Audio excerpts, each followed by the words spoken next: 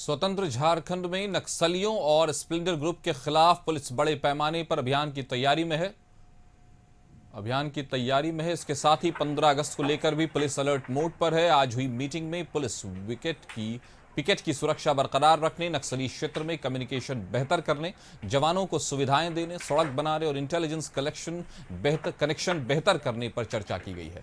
DGP ने कहा कि नक्सलियों और स्प्लेंडर ग्रुप की स्टडी की जाएगी, उनकी कंप्लीट प्रोफाइल तैयार की जाएगी, साथ ही उनसे निपटने के लिए जवानों को भी ट्रेनिंग दी जाएगी। डीजीपी ने कहा कि नक्सलियों की संपत्ति को जब्त किया जाएगा। इस बैठक में गिरिडीह, चतरा, पलामू, गढ़वा, लातेहार और चाईबासा के SP, DIG, IG video conferencing के जरिए मौजूद रहे।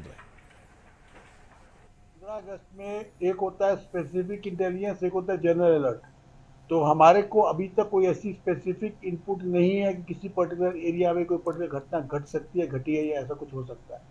परंतु 15 अगस्त में और 26 जनवरी के जैसे हमारे जो देश के महत्वपूर्ण त्यौहार हैं, हम लोग एक जनरल अलर्ट जरूर देखते हैं। अपने सभी पिकेट्स को, पोस्ट को अलर्ट करते हैं, रोड चेकिंग को बढ़ाते हैं और नाइट पेट्रोलिंग को बढ़ाते हैं और अपनी पिकेट को, अपनी सुरक्षा को और बढ़ाने की व्यवस्था करते हैं। वो हम लोगों ने कर दिया। 15 अगस्त में तो कई जिलों के पुलिस कप्तान इसमें शामिल हैं। असल में मामला स्वतंत्रता दिवस को लेकर के है कि झारखंड में किस तरह से सुरक्षा को जरा सी भी चूक नहीं होनी चाहिए, कहीं पर भी उस तरह से काम नहीं होना चाहिए कि ये जरा से भी सुरक्षा में चूक की संभावना बनी रहे। इसके लिए पुलिस पूरी तरह से चुस्त और दुरुस्त नजर आ रही है। खासकर नक्सलियों को लेकर के जिस तरह की ये मीटिंग हुई है,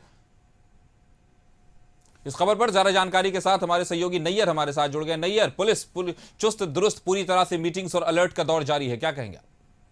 जी बिल्कुल, देखिए जब से झारखंड के नए डीजीपी अनुराग गुप्ता आए हैं तब से हम कह सकते हैं कि जो झारखंड की जो पुलिस है पूरी तरह से एक्टिव मोड में है। और इसी एक्टिव मोड में सभी झारखंड के सभी जिलों को भी किया जा रहा है कि ताकि कहीं भी अपराध हो, नक्सल ग्रस्त इलाका हो, यानी कि कहीं भी असामाजिक तत्वों को द्वारा जमावड़ा हो, उस पर लगाम लगाने के लिए अलग अलग तरह के दिशा निर्देश भी डीजीपी के द्वारा बार बार जारी किए गए हैं। और कल वीसी के माध्यम से भी सभी डीसी और सभी एसएसपी के साथ उन्होंने वीडियो कॉन्फ्रेंसिंग के जरिए बातचीत भी की है। और ज्यादा से ज्यादा फोकस हुआ रहा है जहां अपराध ज्यादा हो रहे हैं या अपराध की जो वजह है उसे कम करने की पहल की जा रही है। और साथ ही साथ जो नक्सली इलाका है उसे पूरी तरह से साफ करने की भी बात कही जा रही है। तो हम कह सकते हैं कि कहीं ना कहीं डीजीपी पूरी तरह से एक्शन मोड में है झारखंड की विधि व्यवस्था को लेकर। कासिफ जी, तो 15 अगस्त है कल, ऊपर से ये चुनावी वर्ष है, तो कहीं ना कहीं झारखंड के लिए लॉ एंड ऑर्डर एक बड़ा मुद्दा बन रहा है। क्या इसको लेकर भी इस मीटिंग को किया गया है या सिर्फ 15 अगस्त यानी स्वतंत्रता दिवस के नजरिए से?